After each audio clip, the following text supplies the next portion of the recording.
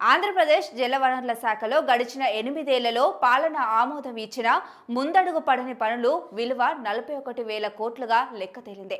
2018 నుంచి 22 వరకు ఆయా ప్రాజెక్టులు చేపట్టాలని నిర్ణయించి టెండర్లు పిలిచి గుత్తేదారులతో ఒప్పందాలు చేసుకున్నారు. కొన్ని ప్యాకేజీల్లో అంతో ఇంతో పని జరిగింది, మరికొన్నింటిలో అది లేదు. దీంతో ఆ ప్రాజెక్టులు నిరుపయోగంగా మిగిలిపోయాయి. ఈ ప్యాకేజీలన్నింటిలోనూ కలిపి ఇప్పటి వరకు 3,931 కోట్ల పని జరిగింది. 2,495 కోట్ల బిల్లులు ఇప్పటికే గుత్తేదారులకు చెల్లించేశారు. అంటే గడిచిన 8 ఏళ్లుగా ప్రభుత్వం ఖర్చు చేసిన 2,500 కోట్లు వృధాగా మారాయి. రాష్ట్రంలో ఎన్డీఏ ప్రభుత్వం ఏర్పడగానే అన్ని ప్రభుత్వ శాఖల పనులపైన అధ్యయనం చేయాలని సూచించారు.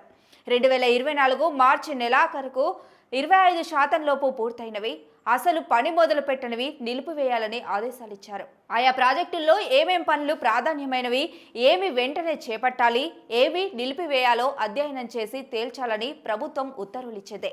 ఈ క్రమంలో ఒక్క జలవనరుల శాఖలోనే 41,000 కోట్ల విలువైన 155 పనులు 8 ఏళ్లుగా పెండింగ్లో ఉన్నట్లు తేల్చారు. ప్రభుత్వాలు సరైన ప్రణాళిక లేకుండా వ్యవహరించడంతో ఇలాంటి పరిస్థితులు తలెత్తుతున్నాయి. జగన్ ప్రభుత్వం రాగానే అప్పటికే ప్రారంభించిన పనులు నిలిపివేసింది. ఆ ప్రభుత్వ హయాంలో సాగునీటి ప్రాజెక్టులపై అత్యల్ప ఖర్చు చేసింది. అత్యంత ప్రాధాన్యం అని పేర్కొన్న 5 ప్రాజెక్టులను పూర్తి చేయలేకపోయింది. నెల్లూరు, సంగం బ్యారేజీల పెండింగ్ పనులే పూర్తి చేశామని అనిపించింది. ఆ ప్రభుత్వ హయాంలో పాత ప్రాజెక్టులు పూర్తి చేయకుండానే కొత్త ప్రాజెక్టులు చేపట్టింది. గతంలో ఆగిపోయిన 155 పనుల్లో 71 పనులు ప్రస్తుతం మళ్లీ కొనసాగించేందుకు ప్రభుత్వం ఉత్తర్వులు ఇచ్చింది. వీటిలో ఇంతవరకు 1,183 కోట్లు ఖర్చు చేసిన పనులకు అంతో ఇంతో విలువ దక్కుతుంది. మిగిలిన పనుల్లో 55 ప్యాకేజీలు దాదాపు ఇప్పట్లో చేపట్టడానికి సాధ్యం కాదని తేల్చారు.